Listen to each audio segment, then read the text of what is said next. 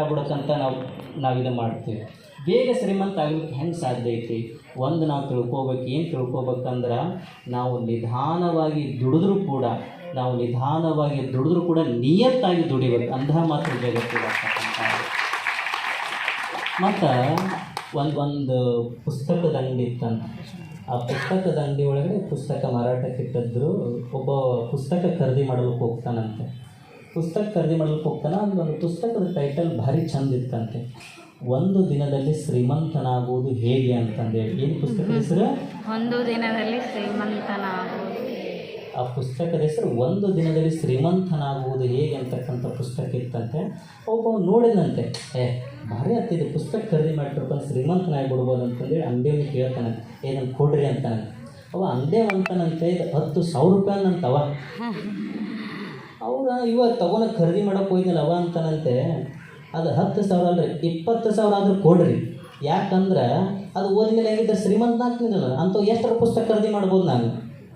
10,000 ರೂಪಾಯಿ ಕೊಟ್ಟು ಆ ಪುಸ್ತಕ ಖರೀದಿ ಮಾಡಿದಂತೆ. ಖರೀದಿ ಮಾಡಿದ ಮೇಲೆ ಅದ್ರ ಜೊತೆಗೆ ಒಂದು ಸಣ್ಣದೊಂದು ಪುಸ್ತಕ ಕೊಟ್ರಂತೆ ಅವರು. ಇವಂತೆ ಇದು ಬ್ಯಾಡ್ರಿ ಅಂತಂತಂದಂತೆ. ಇಲ್ಲಿಲ್ಲ, ಒಂದು ದಿನದಲ್ಲಿ ಶ್ರೀಮಂತನಾಗುವುದು ಹೇಗೆ ಅಂತ ಪುಸ್ತಕ ತೊಗೊತಾರಲ್ಲ, ಯಾರ್ಯಾರು ತೊಗೊತಾರೆ ಅವ್ರು ತೊಗೊಂಡವ್ರು ಈ ಸಣ್ಣ ಪುಸ್ತಕ ನಾವು ಪುಕ್ಕಟೆಗೆ ಕೊಡ್ತೀವಿ, ಫ್ರೀಯಾಗಿ ಕೊಡ್ತೀವಿ. ಹೌದನ್ರಿ, ಕೊಡ್ರಿ ಅಂತ ಇಸ್ಕೊಂಡಂತೆ. ಅದು ಒಂದು ದಿನದಲ್ಲಿ ಶ್ರೀಮಂತನಾಗುವುದು ಹೇಗೆ ಅನ್ನೋ ಪುಸ್ತಕದ ಜೊತೆಗೆ ಸಣ್ಣ ಪುಸ್ತಕ ಬಂದದಲ್ಲ, ಆ ಪುಸ್ತಕದ ಹೆಸರೇನೆಂದ್ರೆ ಜೈಲಿನಲ್ಲಿ ದಿನ ಕಳೆಯುವುದು ಹೇಗೆ ಅಂತಕ್ಕಂಥ ಪುಸ್ತಕ ಇತ್ತಂತದ್ದು. ಅಂದ್ರೆ ಅಧರ್ಮದಿಂದ ಗಳಿಸಿದ್ರಪ್ಪಂದ್ರೆ ನಾವು ಜೈಲಿನಾಗ ಇರ್ತೀವಿ ಅಷ್ಟೇ. ಅಂದ್ರೆ ಪರಿಶ್ರಮದಿಂದ ದುಡಿತಕ್ಕಂಥ ಮನೋಭಾವನೆ ಇಟ್ಕೋಬೇಕಲ್ಲ. ಒಂದು ಸಣ್ಣ ದೃಷ್ಟ ಅಂತೇಳಿ ನನ್ನ ಮಾತುಗಳಿಗೆ ವಿರಾಮ ಕೊಡ್ತೇನೆ. ದಕ್ಷಿಣ ಕೊರಿಯಾದಾಗ ಒಂದು ಹುಡುಗ ಇದ್ದ. ಆತನ ಹೆಸರು ಕಿಮ್ ವಾಂಗ್ ಚು. ಏನಂತ ಹೆಸರು? ಕಿಂಗ್ ವಾಂಗ್ ಚು. ಹೊಸ ಹೆಸರಲ್ಲ, ನಿಮಗೂ ಹಂಗಿಡಂದಿನ ಹೆಸರು. ಆತನ ಹೆಸರು ದಕ್ಷಿಣ ಕೊರಿಯಾದಾಗ ಇರ್ತಕ್ಕಂಥ ಹುಡುಗ. ಆತನ ಹೆಸರು ಕಿಮ್ ವಾಂಗ್ ಚು ಅಂತಂದೇಳಿ. ಆತ ತನ್ನ ಸೀರಿಯಸ್ ಆಗಿ ಕೇಳಿ 6ರಿಂದ 7 ವಯಸ್ಸು ಇರ್ತೈತೆ ಅವನಿಗೆ.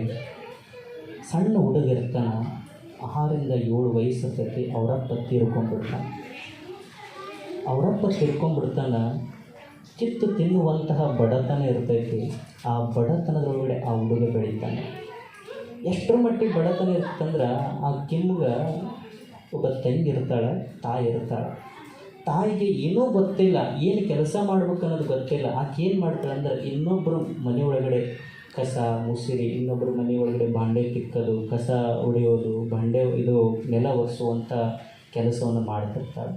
ಹಿಂಗೆ ಕೆಲಸ ಮಾಡಿ ಆ 3 ಹೊಟ್ಟೆಗಳಿಗೆ ಊಟ ಮಾಡಿಸುವುದೇ ದೊಡ್ಡ ಹರಸಾಹಸಾಗಿರ್ತೈತೆ ಆ ತಾಯಿಗೆ.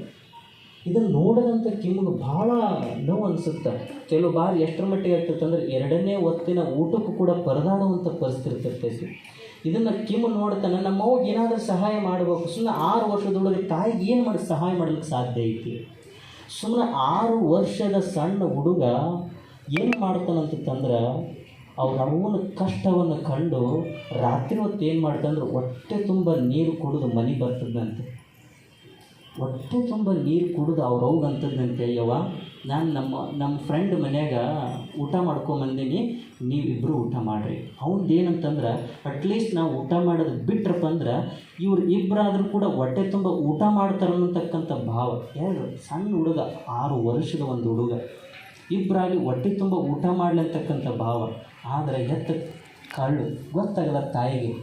ಇಷ್ಟು ಕಡು ಬಡತನದಲ್ಲಿ ಬೆಳೆದಿರ್ತಕ್ಕಂಥ ಒಂದು ಹುಡುಗ ಮುಂದೆ ಅವನ ತಾಯಿಗೇನಾದರೂ ಒಂದು ಸಹಾಯ ಮಾಡತಕ್ಕಂಥ ಭಾವನೆ ಬರ್ತದಂತೆ. ಆತನ ವಯಸ್ಸಿಗಿಂತ ದೊಡ್ಡವ್ರು ಏನು ಮಾಡ್ತಿದ್ರಂತಂದ್ರೆ, ನ್ಯೂಸ್ ಪೇಪರ್ ಅನಿಸ್ತಿದ್ರಂತೆ. ಅದು ನೋಡ್ತಂತ ಒಂದು ನ್ಯೂಸ್ ಪೇಪರ್ ಹಂಚಿದ್ರೆ ಇಷ್ಟು ಕಮಿಷನ್ ಅಂತ ಬರ್ತದಂತೆ. ಹಂಗೆ ಆತ ಏನು ಮಾಡ್ತಾನೆ ಅಂದ್ರೆ, ಒಂದು 10 ಪೇಪರ್ ಖರೀದಿ ಮಾಡ್ತಾನಂತೆ. 10 ಪೇಪರ್ ಖರೀದಿ ಮಾಡಿ ಮನೆಗೆ ಹಂಚ್ತಿದ್ದಂತೆ.